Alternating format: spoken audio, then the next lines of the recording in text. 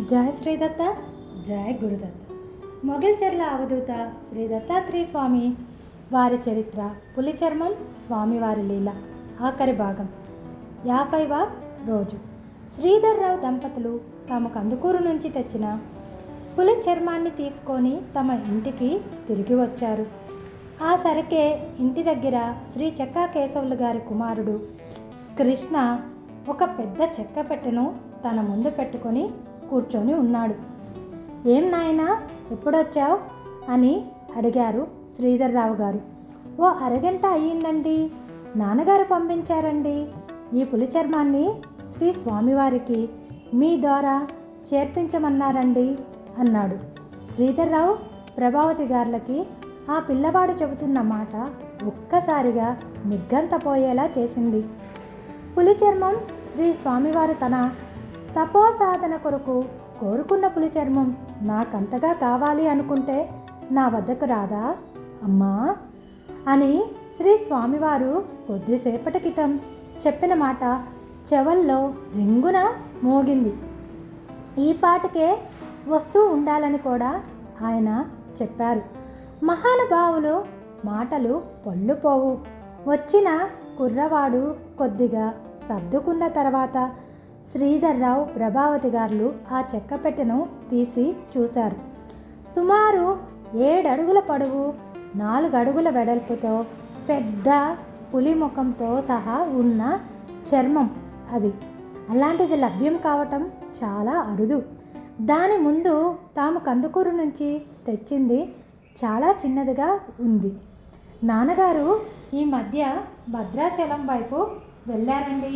తిరిగి వస్తుంటే దారిలో ఎవరో ఈ పులి చర్మాన్ని అమ్మటానికి పెట్టి ఉన్నారట.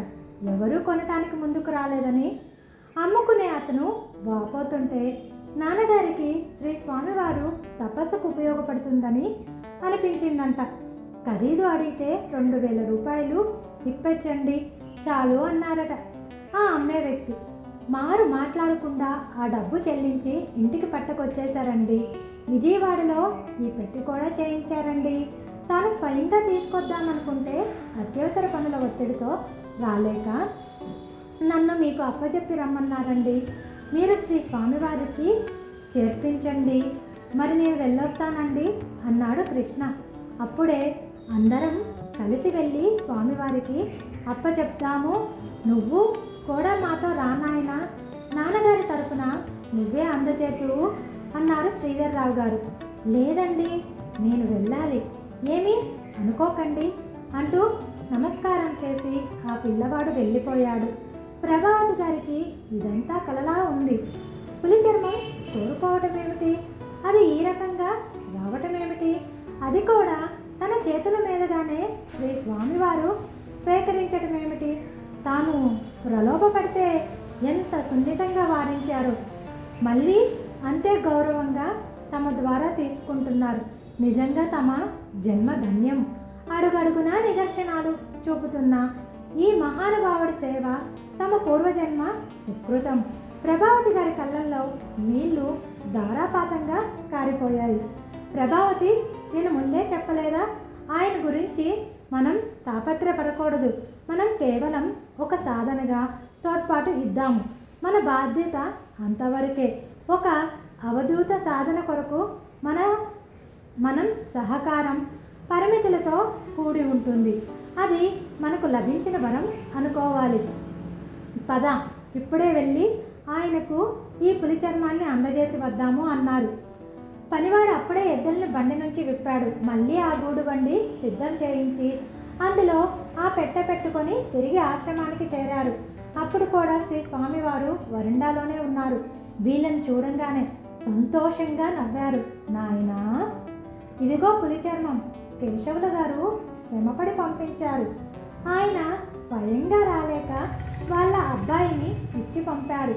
మా ద్వారా మీకు ఇవ్వమని చెప్పి పంపారు అన్నారు ప్రభావతి గారు. అమ్మా అమ్మా, ఇది ఆ దేవి ప్రసాదం. సాధనలో చివరి మెట్టుగా వ్యాఘ్ర చర్మం మీద తపస్సు చేస్తారమ్మా. కేశవుల గారు మీరు కూడా బాగా సహకరించారు. నాయనా, ఉదయం నేను పడిన కల తీరిపోయింది. ఇప్పుడు మనసుకు ప్రశాంతంగా ఉంది. మా ఇద్దరికి ఇక ఎప్పుడూ ప్రలోభపడను అన్నారు మనస్ఫూర్తిగా ప్రభావతి గారు. దేవేచ్ఛ తల్లి, శుభం జరుగుతుంది అన్నారు శ్రీ స్వామివారు నవ్వుతూ. శ్రీధర్రావు దంపతులు కొండంత తృప్తితో ఇంటికి వచ్చేశారు. పక్క రోజే ప్రభావతి గారు తాము తెచ్చిన పులిచర్మాన్ని ఒక మనిషి ద్వారా కందుకూరులోని బాబాయ్ గారింటికి చేర్పించారు. వాళ్ళు సంతోషించారు. ఒక ముఖ్య ఘట్టం శ్రీ స్వామివారి నిర్ణయం తర్వాత భాగంలో. సర్వం శ్రీ దత్తకృప. పావని నాగేంద్ర ప్రసాద్ గారికి కృతజ్ఞతతో కూడిన నమస్కారాలు.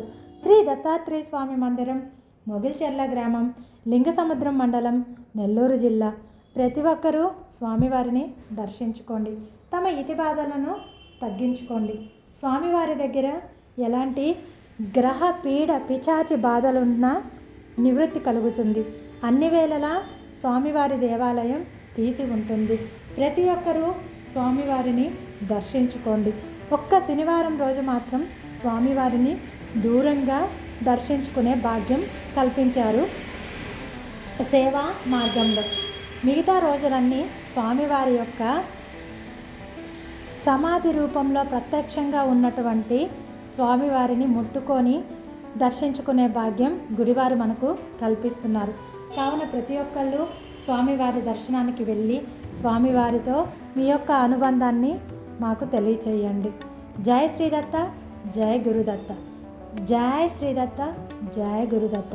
ఎన్నో జన్మల పుణ్యఫలం ఉంటే కానీ గురు రూపంలో ఉన్నటువంటి దత్తాత్రేయ స్వామి వారి దగ్గరకు మనం చేరలేము. ఆ తర్వాత మన జీవితంలో అచంచలంగా ఎదగటం మనమే చూస్తాము. భక్తి మార్గంలో వెళ్తూ ముక్తిని కనుగొన్న దయామయుడైనటువంటి మొగిల్చెర్ల దత్తాత్రేయ స్వామిని పట్టుకున్న ప్రతి ఒక్కరికి అఖండమైనటువంటి జ్ఞానము, అద్భుతమైనటువంటి జీవితము తథ్యం అనేది ప్రతి ఒక్కళ్ళు స్వామివారిని దర్శనం చేసుకున్న తర్వాత తమ మాటల రూపంలో చెబుతున్న విషయము. ఇంత మంచి విషయాన్ని చెప్పుకునే భాగ్యం కలిగించినందుకు స్వామివారికి నమస్కరిస్తూ, స్వామివారి సేవలో భాగమైనందుకు స్వామికి ప్రత్యేకంగా కృతజ్ఞతలు తెలియజేస్తూ ముగిస్తున్నాను. జై శ్రీదత్త, జై గురుదత్త. జై శ్రీదత్త, జై గురుదత్త. జై శ్రీదత్త, జై గురుదత్త. జై జై గురుదత్త. ఓం సర్వం శ్రీ దత్తాత్రేయ స్వామి కృప.